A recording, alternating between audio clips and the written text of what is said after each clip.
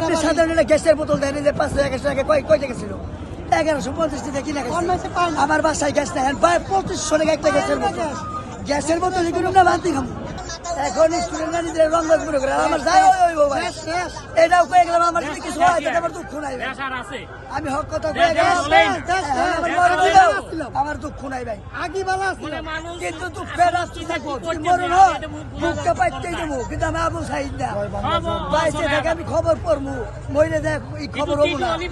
আজ মাইরা হলাই তাহলে তার আগে 5 মিনিট আমার ফোনের কথাগুলা বলার মতো আমারে